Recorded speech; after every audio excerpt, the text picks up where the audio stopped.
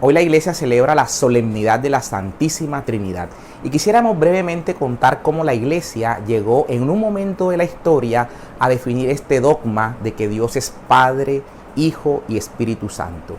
Porque si bien de los textos bíblicos podría deducirse esta gran verdad, lo cierto es que no hay un texto bíblico expreso que nos diga que Dios es verdaderamente Padre, Hijo y Espíritu Santo. Encontramos sí en el Antiguo Testamento lo que podríamos decir prefiguraciones de la Trinidad, cuando por ejemplo a Abraham se le aparecen estos tres individuos que él adora y llama a los tres simplemente como Señor. Siendo tres, les da una nominación singular. Esto podría entenderse como una prefiguración de la Trinidad. Lo mismo el pasaje de la creación, cuando Dios dice hagamos, que habla en plural, podría entenderse que allí se está gestando la obra de la creación por parte de la Trinidad. Y en el Nuevo Testamento, si bien algunas Biblias traen aquel pasaje de Primera de Juan 4:7, en el cual se lee que tres son los que dan testimonio en el cielo, el Padre, el Verbo y el Espíritu Santo, y los tres son uno. Pues bien, sabemos que la historiografía y la crítica textual han demostrado que este pasaje es un pasaje espurio que fue añadido con posterioridad al siglo IV, que tal vez un copista lo puso como nota al margen y ese texto se fue quedando y algunas versiones o manuscritos posteriores al siglo IV lo traían como si fuese un pasaje original, y en algunas Biblias este pasaje reposa como si fuese un pasaje original cuando ciertamente no lo es. Encontramos textos en el Nuevo Testamento de los cuales podemos deducir, y algunos de pronto podríamos decir que sí expresamente se nos habla de la divinidad de Jesucristo. Sin embargo, estos textos son interpretados por algunas denominaciones que no creen en la Trinidad de una manera distinta o de una manera que los lleva a pensar que Jesucristo verdaderamente o no es Dios como los testigos de Jehová, o que Jesucristo es el mismo Padre encarnado como los unicitarios, por ejemplo. Entonces vamos a ver cómo la iglesia en un momento de la historia define este dogma de la Santísima Trinidad. Empecemos por decir que tal vez el primer conflicto cristológico que negaba la divinidad de Jesucristo fue el que conocemos como el arrianismo.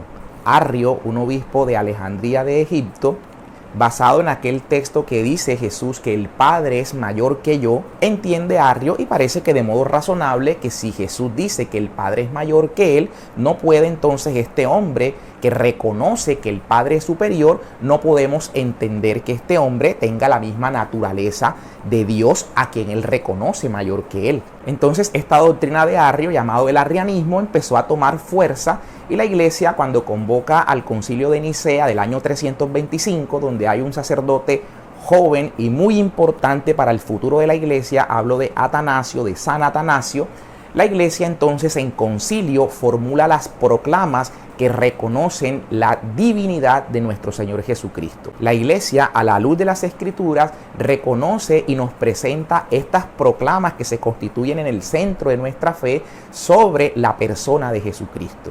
La iglesia en ese concilio va a decir que el Señor Jesús es Deum vero de Deo vero, es decir, Dios verdadero de Dios verdadero, lumen de lumine, luz de luz, etes natus ante omnia secula. Él nació antes de todo lo creado. Por tanto decimos que es alfa y omega, ¿no? Que es principio y fin, que él no tuvo principio. Y va a añadir la iglesia que Jesucristo es genitum, non factum, engendrado, no creado.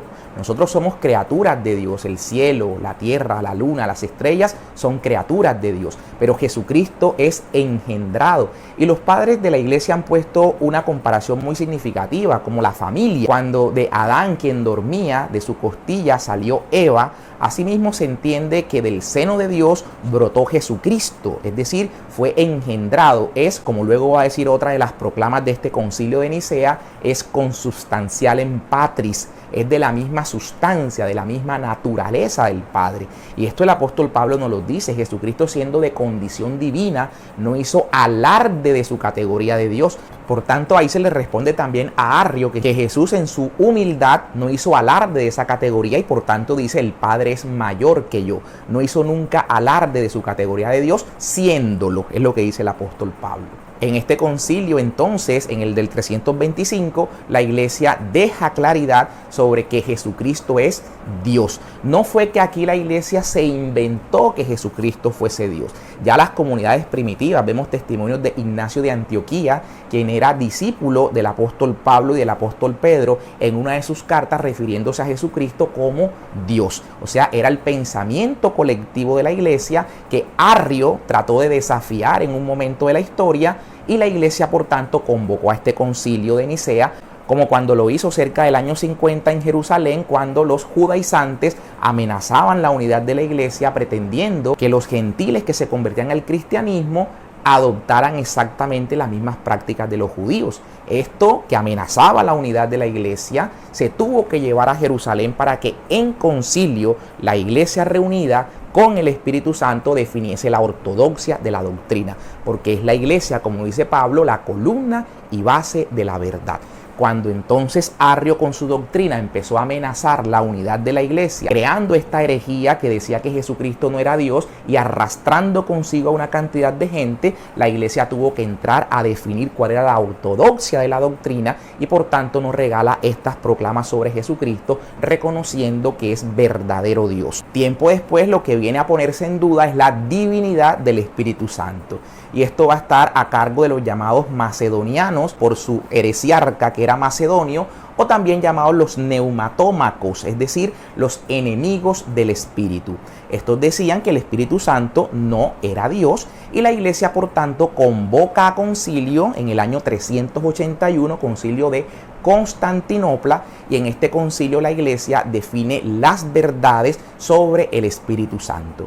Aquí la iglesia nos va a decir que el Espíritu Santo es Dominum et vivificantem, Señor y dador de vida. Qui locutus est per profetas, quien habló por los profetas. Los profetas no hablaban por su cuenta, hablaban porque el Espíritu Santo de Dios en ellos era quien les impulsaba a hablar. Qui patre et filio que procedit, que procede del Padre y del Hijo.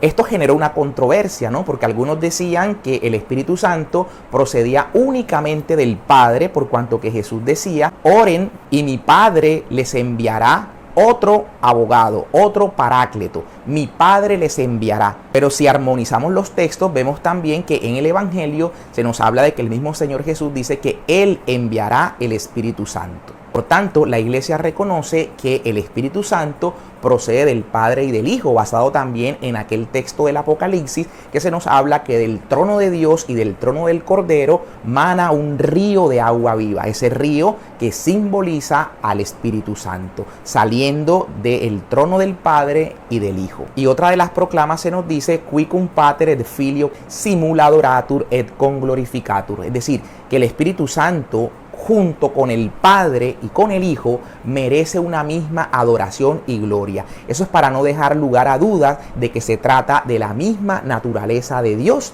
y que por tanto, así como Jesucristo es de la naturaleza de Dios, el Padre es Dios en su naturaleza, el Espíritu Santo igual en su naturaleza es Dios. Tres personas distintas, un único Dios verdadero. Y es que esta disputa sobre la divinidad del Espíritu Santo venía desde los llamados modalistas, aquellos que decían que Dios era uno solo, pero que actuaba de tres modos distintos, que primeramente actuó como el Padre, se reveló como el Padre, que luego en la encarnación se reveló como el Hijo, quien obró el misterio redentor, y que una vez Jesucristo ascendió, ese mismo Dios se reveló como Espíritu Santo. Y esta herejía de los modalistas, de hecho, fue condenada por el Papa Calixto cerca del año 220, pero fue revivida alrededor del año 250 o 260 por Sabelio, que se conoce también esta herejía como el sabelianismo. Cuando se habla del sabelianismo, del modalismo, también del monarquismo, son estos que en un momento de la historia creyeron que Dios, como dice la carta a los hebreos, que se revela de varias maneras a los hombres, entonces entienden que Dios se reveló primero como Padre, luego como Hijo y posteriormente como Espíritu Santo. Pero se trata del mismo, dicen ellos, ¿no? Y aunque igual nosotros decimos que es el mismo Dios, nosotros decimos son tres personas distintas.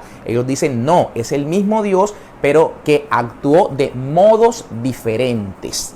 De modos diferentes. ¿Cómo es eso que de modos diferentes? Cuando vemos a Jesús diciendo: yo rogaré al Padre, Yo, uno, rogaré al Padre, dos, para que envíe otro paráclito, otro consolador, otro abogado, el Espíritu Santo. ¿Cómo pueden ser modos diferentes? De ninguna forma. Se trata de tres personas diferentes, un solo Dios verdadero.